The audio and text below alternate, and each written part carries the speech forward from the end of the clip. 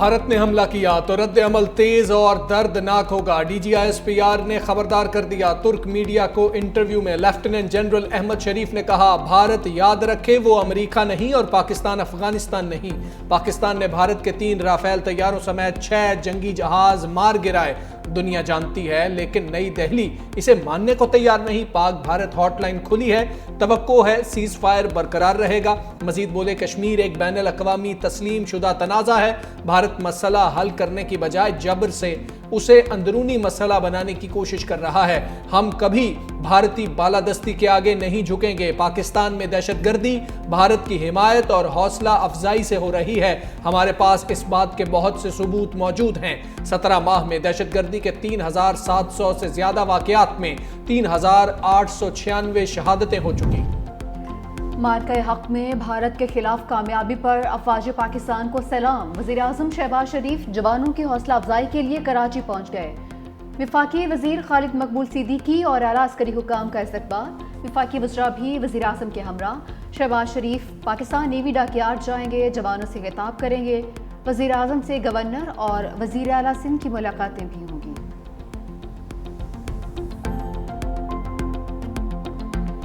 ملک میں یگانگت نظر آنی چاہیے۔ پاکستان جہاں تک ہوگا اس میں ہم سب اکٹھے ہیں، چاہے ہمیں کوئی اکیلا کرنا بھی چاہے۔ یہ کیا اچھا لگے گا؟ حکومتی سطح پہ اپوزیشن کی کوئی نمائندگی نہیں ہے۔ انڈیا سے ہمیں اتنا خطرہ ہے ابھی بھی، اور ہم جو ہے تو اپنی اسی چکر میں لگ گئے ہیں کہ جی اس وقت جی ریزولوشن بھی اکٹھا کر لیا، یہ بھی اکٹھا کر لیا اور بڑا کچھ وہ ہو گیا۔ آپ نے بائیکاٹ کیا ہوا ہے پی ٹی آئی کا، بھائی کیوں؟ اپوزیشن کا کیا ہوا ہے، بھائی کیوں؟ اگر آپ سمجھتے ہیں کہ یہ قومی مسئلہ ہے تو پھر پوری قوم کو لے کے چلیں۔ شبلی فراز کا سفارتی کمیٹی میں اپوزیشن رکن شامل نہ کرنے پر اعتراض۔ سینٹ اجلاس سے گفتگو کرتے ہوئے کہا، حکومت نے تنگ نظری کا مظاہرہ کیا، اپوزیشن کو قومی مسئلے پر سائیڈ لائن کر دیا۔ ہمیں اب بھی بھارت سے خطرہ ہے، پاکستان کا کیس لڑیں گے، اپنے پارلیمنٹیرینز کے وفد اپنے خرچے پر بھیجیں گے۔ وفاقی وزیر قانون اعظم نذیر تارڑ کی وضاحت، بولے حکومت کے وفود میں حکومتی اتحادی ہی شامل ہوتے ہیں، اپوزیشن کو اختلاف رائے کا حق ہے۔ بھارت کو جارحیت پر منہ کی کھانا پڑی، قوم متحد اور مسلح افواج کے شانہ بشانہ ہے۔ مودی کا سفارتی بخار اتارنے کے لیے ڈاکٹر ڈار حاضر۔ نائب وزیر اعظم اسحاق ڈار بڑے مشن پر چین پہنچ گئے، کہا کہ بھارت بے نقاب ہو چکا، دنیا جان گئی پاکستان پر الزامات بے بنیاد تھے۔ نائب وزیر اعظم دورہ چین پر بھارتی پروپیگنڈے اور جھوٹ کا پردہ چاک کریں گے۔ چینی وزیر خارجہ کے ساتھ ملاقات میں بھارتی سفارتی مہم جوئی کے خلاف پلان تیار ہوگا۔ پاک بھارت جنگی صورتحال پر بھی مشاورت ہوگی۔ ترجمان چینی وزارت خارجہ کے مطابق چین اور پاکستان ہمیشہ کے اسٹریٹجک شراکت دار ہیں، دونوں ممالک کے درمیان کئی شعبوں میں قریبی روابط بھی ہیں۔ پاکستانی نائب وزیر اعظم کے دورے سے تعلقات کو مزید وسعت دینے کا موقع ملے گا۔ سفارتکاری کی جنگ میں بلاول بھٹو بھارت کا جھوٹا بیانیہ زمین بوس کریں گے۔ سینیٹر شہری رحمان کا وزیر اعظم کی بنائی سفارتی کمیٹی کا خیر مقدم، کہا موجودہ مشکل وقت میں عالمی سفارتکاری کے لیے چیئرمین پیپلز پارٹی بلاول بھٹو زرداری بہترین چوائس ہیں۔ بلاول بھٹو کا لہجہ، دلیل اور وقار دشمن کو بھی سوچنے پر مجبور کر دیتا ہے۔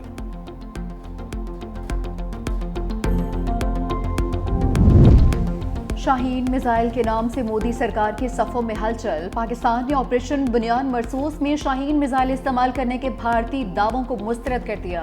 ترجمان دفتر خارجہ کا کہنا ہے یہ الزامات بے بنیاد ہیں، شاہین میزائل استعمال کرنے کی خبریں جھوٹی ہیں۔ بھارتی میڈیا تاحال گمراہ کن بیانیاں پھیلا رہا ہے۔ بھارتی فوج نے خود اپنی جاری کردہ ویڈیو ڈیلیٹ کر دی۔ گمراہ کن مہم بھارت کے آپریشن سندور میں ناکامی چھپانے کی کوشش ہے۔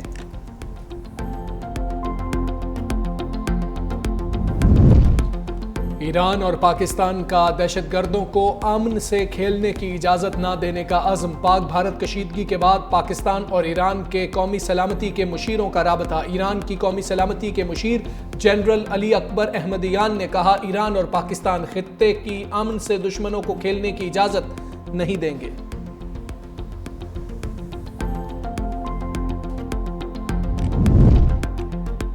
بھارت اور فتنہ الخوارج کا گٹھ جوڑ سامنے آ گیا۔ مودی سرکار نے خوارج کے سابق ترجمان کی خدمات حاصل کر لی۔ احسان اللہ احسان کا پاکستان پر مقبوضہ کشمیر میں ایک اور حملے کی منصوبہ بندی کا الزام۔ خارج کے سابق ترجمان نے الزام بھارتی خفیہ ایجنسی را کے فنڈڈ اخبار سنڈے گارڈین میں لگے مضمون میں لگایا۔ سیکیورٹی ذرائع کے مطابق بھارت آپریشن بنیاد مرسوز کی اہمیت کم کرنے کے لیے بے بنیاد دعوے کر رہا ہے۔ ہمارے شہداء ہمارا فخر۔ Air chief marshal Zaheer Ahmed Babar Sidhu کی اسکواڈرن لیڈر عثمان یوسف شہید کی رہائش کا آمد۔ اہل خانہ سے تعزیت، فاتح خوانی، درجات کی بلندی کی دعا۔ ایئر چیف نے شہید کو شاندار الفاظ میں خراج عقیدت بھی پیش کیا۔ ایئر چیف کی سی ایم ایچ میں زیر علاج زخمی اہلکاروں اور شہریوں کی بھی عیادت۔ ایئر چیف نے ہسپتال کے عملے کو ہدایت کی زخمی اہلکاروں کو ہر ممکن طبی امداد اور انتظامی تعاون فراہم کیا جائے۔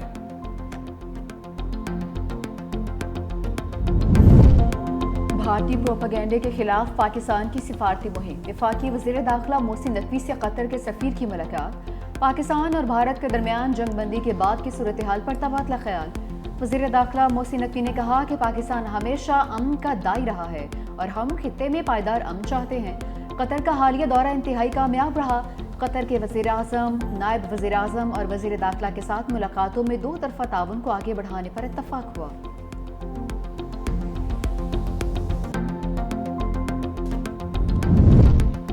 پانی چور، مودی کی دھمکیاں، دوست ملک چین مدد کو آ گیا۔ بھارتی جارحیت کے بعد محمد ڈیم پر کام کی رفتار تیز کر دی۔ چینی میڈیا کے مطابق چین پاکستان کی واٹر سپلائی کسی بھی صورت میں معطل ہونے سے پہلے ڈیم کی تعمیر مکمل کرنا چاہتا ہے۔ محمد ڈیم پر کام 2019 سے جاری، تکمیل پر 800 میگا واٹ بجلی پیدا ہوگی۔ آبپاشی کے لیے لاکھوں ایکڑ فٹ پانی بھی ذخیرہ کیا جا سکے گا۔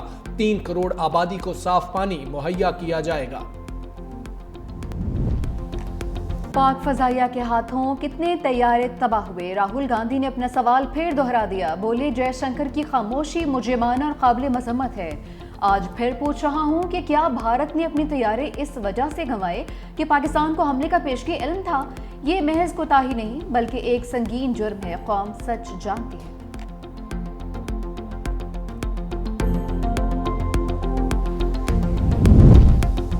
بھارتی سیکرٹری خارجہ نے مودی کے دعووں کی کلی کھول دی۔ پارلیمانی کمیٹی کو بریفنگ میں وکرم مسری نے کہا، حالیہ جنگ میں پاکستان نے ایٹمی حملے کا کوئی اشارہ نہیں دیا۔ دونوں ممالک کے درمیان تنازعات ہمیشہ سے روایتی سطح پر رہے ہیں۔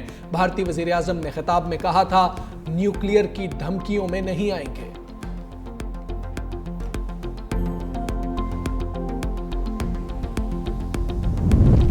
انتہا پسند بھارتی وزراء اور بھارتی فوج کے ریٹائرڈ افسران آمنے سامنے۔ کرنل صوفیہ قریشی پر تنقید۔ میجر جنرل ریٹائرڈ شریواستو سمیت دیگر سابق فوجی افسران نے بھارتی وزراء کو آڑے ہاتھوں لیا۔ کہا، بھارتی فوج کی توہین کرنے والے وزیروں کو مودی برطرف کیوں نہیں کر رہے؟ مدھیہ پردیش کے وزیر وجے شاہ اور نائب وزیر اعلیٰ جگدیش دیواڈا فوج پر کیچڑ اچھال رہے ہیں۔ مودی خاموش تماشائی ہیں، فوج صرف بھارت ماتا کے سامنے جھکتی ہے۔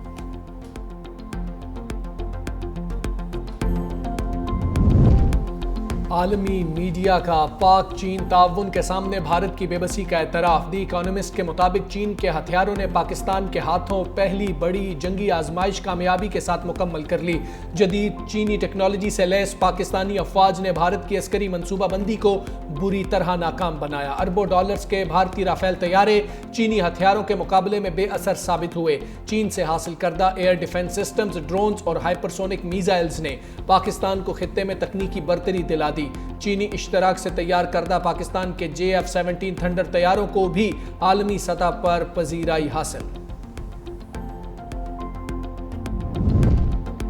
ترکیہ اور آذربائیجان کی پاکستان کی حمایت۔ مودی سرکار آپے سے باہر، دونوں ممالک کے خلاف تجارتی بائیکاٹ مہم کا آغاز کر دیا۔ ترک کمپنی کو کام کرنے سے روک دیا گیا۔ ای کامرس پلیٹ فارمز نے ترک کپڑوں اور برانڈز کی فروخت پر پابندی لگا دی۔ جنونی ایجنڈا تعلیمی اداروں پر بھی مسلط۔ ترکیہ سے تعلیمی روابط منقطع۔ بھارتی پروڈکشن ہاؤسز کو ترک اور آذری لوکیشنز پر فلموں کی شوٹنگ نہ کرنے کی ہدایت۔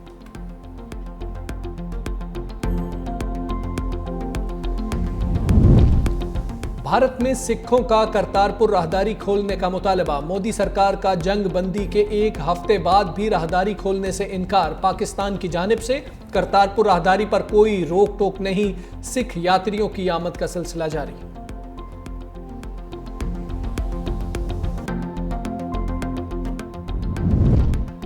آزاد کشمیر میں مارکہ حق کی مناسبت سے شاندار تقریب، صدر آزاد کشمیر بیرسٹر سلطان محمود کی بطور مہمان خصوصی شرکت، کہا پاک فوج کی بنیاد مرصوص آپریشن کی کامیابی پر بھارتی بوکھلاہٹ عیاں ہے، بھارت کا جنگی جنون جنوبی امن کے لیے خطرہ ہے، پاکستان اور کشمیری قوم مسلح افواج کے شانہ بشانہ کھڑے ہیں۔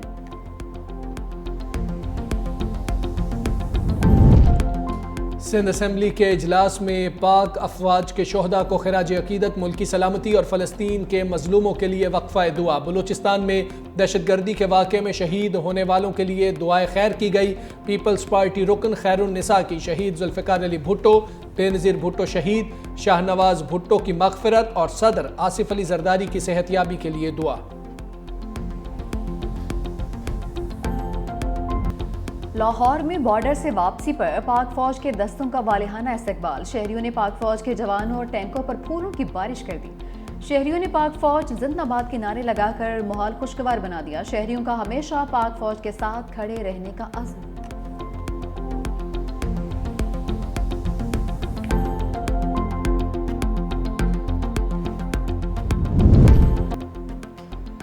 پی ٹی آئی میں اسپیکر اور وزیر اعظم پر عدم اعتماد کی باتیں، اسد کیسر نے کہا کہ کشیدہ صورتحال میں تحریک عدم اعتماد لاتے تو ہماری حب الوطنی پر شک کرتے، ابھی بھارت سے کشیدگی کا جائزہ لے رہے ہیں، ہم نے ایک مکمل جامع پلان بنایا تھا، ہم نے آل پارٹیز کانفرنس سمیت اسمبلی کے باہر اپنی اسمبلی لگانے کا پلان بنایا، عدم اعتماد کے معاملے پر بھی ہماری سنجیدہ گفتگو ہوئی ہے۔ بیرسٹر گوہر کی وزیر اعظم کے خلاف تحریک عدم اعتماد لانے کی خبروں کی تردید، کہا یہ سب جعلی خبریں ہیں، وقت کے ساتھ چیزیں بدلنی چاہیے، ایک ہفتے میں سب کچھ بدل گیا، سیز فائر ہو گیا۔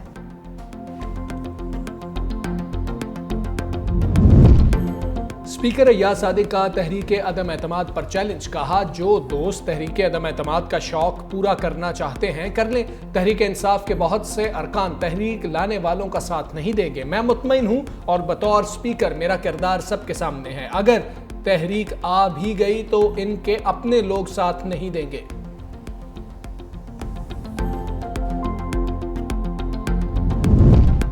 بلاول بھٹو اور فریال تالپور سے مکیش کمار چاولہ کی ملاقات، صوبائی وزیر مکیش کمار چاولہ نے محکموں کی کارکردگی سے متعلق آگاہ کیا، excise and taxation, narcotics control سے متعلق بریفنگ بھی دی۔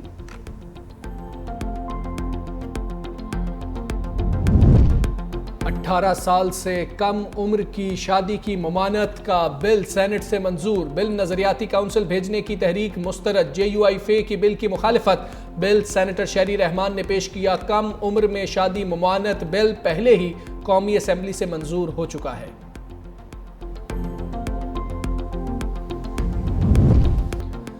جون میں گرمی کا شیڈول مئی کے ہاتھ لگ گیا، ایک روز کی بارش کے بعد گرمی سے پھر برا حال، دادو اور جیکب آباد 48 ڈگری سینٹی گریڈ کے ساتھ ملک کے گرم ترین مقام، لاڑکانہ اور سبی میں درجہ حرارت 46 ڈگری کو چھو گیا، پشاور 43، لاہور، فیصل آباد اور ملتان 41 رہا، اسلام آباد 39، کوئٹہ 36 اور Karachi 35 degree centigrade record. میدانی علاقوں میں اگلے 4 روز شدید گرمی کی لہر برقرار رہنے کی پیشگوئی۔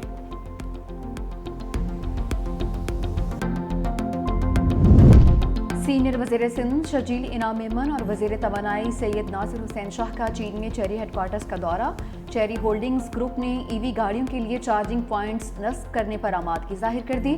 سینئر وزیر شجیل میمن نے کہا کہ چارجنگ سٹیشنز اور اسمبلنگ پلانٹ کے قیام سے مقامی لوگوں کو روزگار ملے گا، ای وی گاڑیاں سستے داموں دستیاب ہو سکیں گی۔ صوبائی وزیر سید ناصر حسین شاہ نے کہا کہ غریب خاندانوں کو سولر سسٹم دیے جا رہے ہیں، گھروں کی سولرائزیشن سے عام آدمی کی بجلی کی ضروریات آسانی سے پوری ہوں گی۔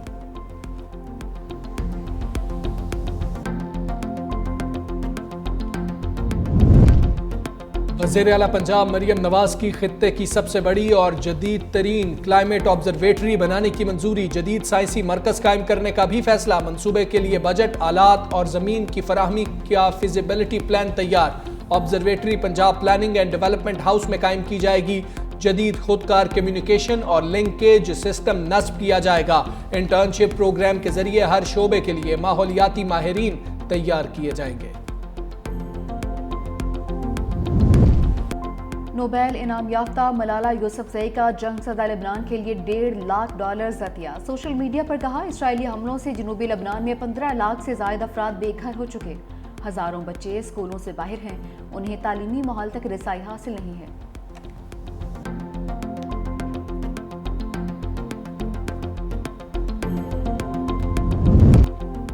مودی کی کرکٹ کے کھیل سے چکر بازی، ایشیا کپ سے راہ فرار کے بعد یو ٹرن، بی سی سی آئی نے ایشیا کپ سے دستبرداری کی خبروں کو مسترد کر دیا۔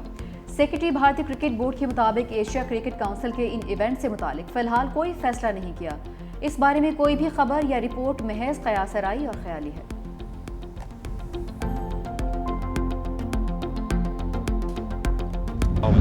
P S L 10 league matches کا آخری دن پاک بحریہ کے نام، اسلام آباد یونائیٹڈ کا کراچی کنگز کو جیت کے لیے 252 رنز کا ہدف، ایلیکس ہیلز کے شاندار 88 رنز، صاحبزادہ فرحان نے 73 رنز کی اننگز کھیلی۔